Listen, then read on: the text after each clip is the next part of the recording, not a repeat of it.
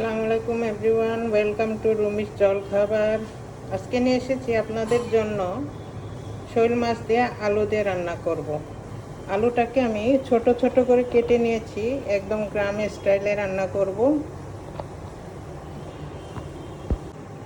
আসসালামু আলাইকুম everyone, welcome to রুমিস জলখাবার। আজকে নিয়ে এসেছি আপনাদের জন্য শৈল মাছ দিয়ে আলু দিয়ে রান্না করব। আলুটাকে আমি ছোট ছোট করে কেটে নিয়েছি, একদম গ্রামের স্টাইলে রান্না করব। আমরা গ্রামের বাড়ি যেভাবে রান্না করে খাই ঠিক সেরকমভাবে রান্না করব।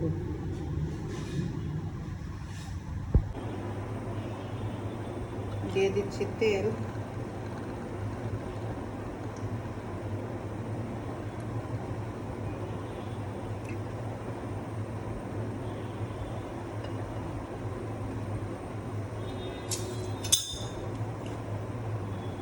দিচ্ছি পেঁয়াজ কাটা,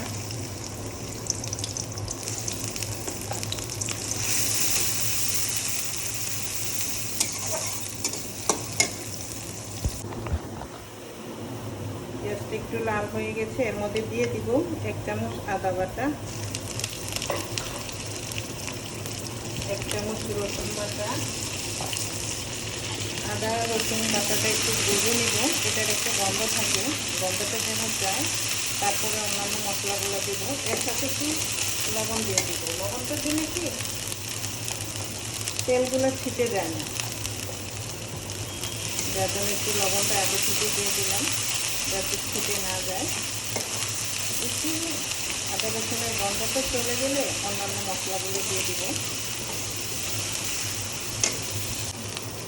দিয়ে দিচ্ছি একটু পানি, আদা রসুনের গন্ধটা চলে গেছে।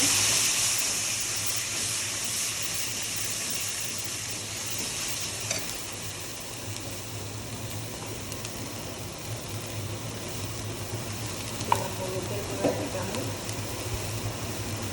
মরিচের গুঁড়া দিচ্ছি 1 চামচ ইচ্ছা করে। আমরা একটু ঝালটা বেশি খাই, আপনাদের পছন্দ মতন যে যেমন ঝাল খাই সেরকম দিবেন।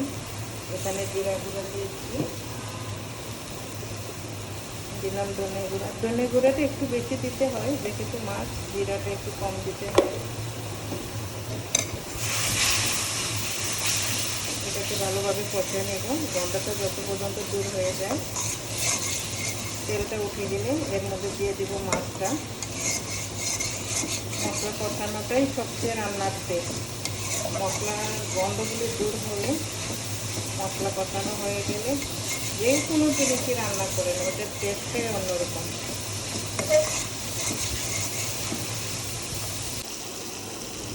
আমার মশলাটা কষানো হয়ে গেছে, তেলটা উঠে গেছে, কত সুন্দর কালারটা আসছে। এর মধ্যে আমি এখন দিয়ে দিব মাছটা। মাছটাকে ভালোভাবে কষিয়ে নেব। মাছটাকে আমি ভেজে নিচ্ছি না, শৈল মাছ কিন্তু ভাজলে একটা টেস্ট থাকে না। এর মধ্যে দিয়ে দিচ্ছি মাছটাকে আমি ভালোভাবে কষিয়ে নেব। তার মধ্যে এর মধ্যেই দিয়ে দিব আলুটাকে। ভালো মতো কষানোর পরে দিয়ে দিব আলু। শৈল মাছ অনেক কেউ পছন্দ করে লাউ দিয়ে খেতে, আমরাও পছন্দ করি। লাউ দিয়ে সেদিন খেয়েছি, আজকে আলু দিয়ে খেতে চাচ্ছি। টেস্টটা ট্রাই করে দেখতে চাই কোনটাতে বেশি টেস্ট আছে।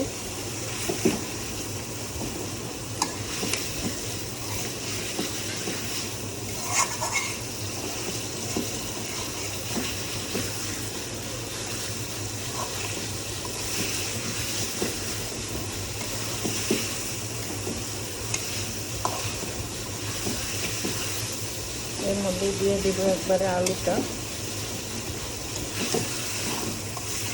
এই মাছ কিন্তু সহজে ভাঙবে না, এটা একটু শক্ত থাকে শোল মাছ।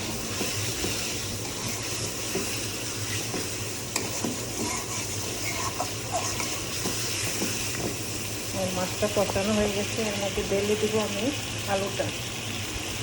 দিয়ে দিচ্ছি আলুটাকে মাছের সাথে একসাথে।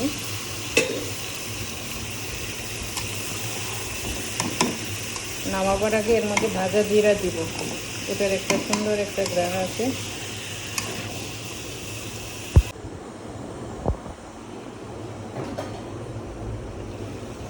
আমার কষানো হয়ে গেছে, এখন এর মধ্যে আমি দিয়ে দিব পানি।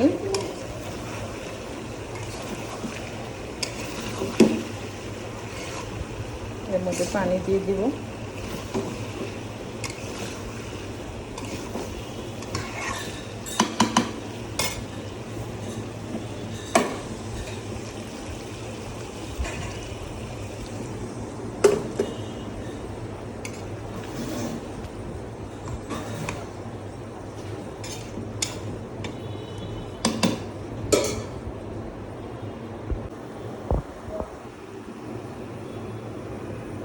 হয়ে গেল আমার, পানিটা ডুবে আসছে, কালারটাও কত সুন্দর আসছে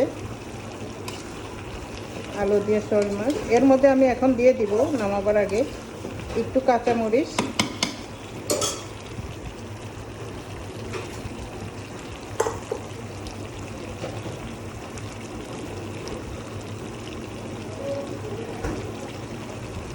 লাস্টে কাঁচামরিচটা দিলে ফ্লেভারটা সুন্দর থাকে কাঁচামরিচের একটা। তারপরে দিচ্ছি ভাজা জিরার গুঁড়ি, এটার মধ্যে ধনে পাতা দিব না, ভাজা জিরার গুঁড়ি দিচ্ছি।